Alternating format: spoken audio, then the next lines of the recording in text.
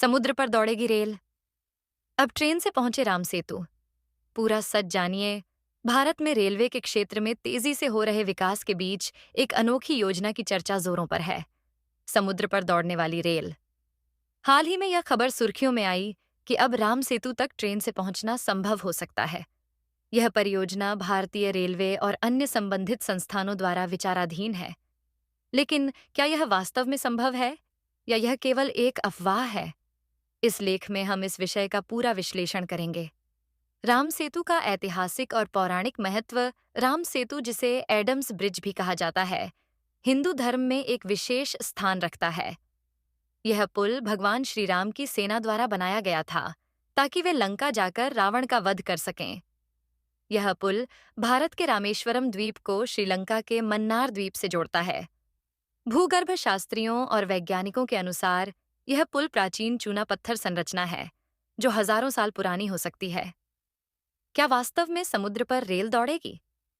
ये विचार असंभव नहीं है, क्योंकि भारत पहले से ही समुद्री रेलवे पुलों का संचालन कर चुका है। पंबन ब्रिज भारत का पहला समुद्री पुल, जो रामेश्वरम द्वीप को मुख्य भूमि से जोड़ता है। Mumbai trans harbour link project समुद्री पुल का एक अन्य उदाहरण। हालांकि राम सेतु पर ट्रेन दौड़ाना एक बड़ी चुनौती होगी।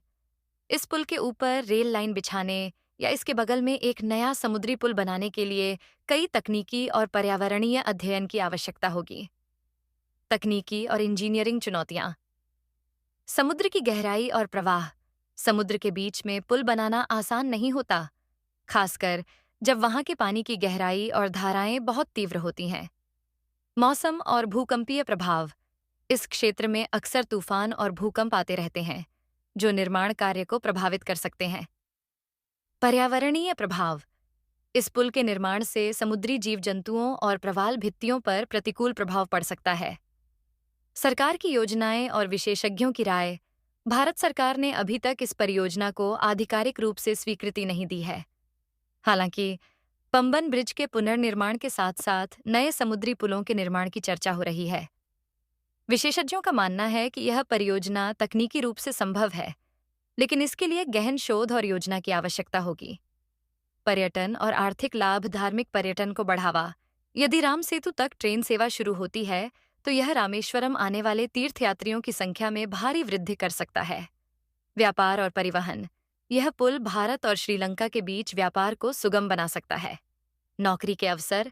इस परियोजना के निर्माण से हजारों लोगों को रोजगार मिलने की संभावना होगी। समुद्र पर रेल दौड़ाने और राम सेतु को ट्रेन से जोड़ने की योजना एक अद्भुत विचार है, लेकिन यह अभी केवल एक अवधारणा के रूप में मौजूद है।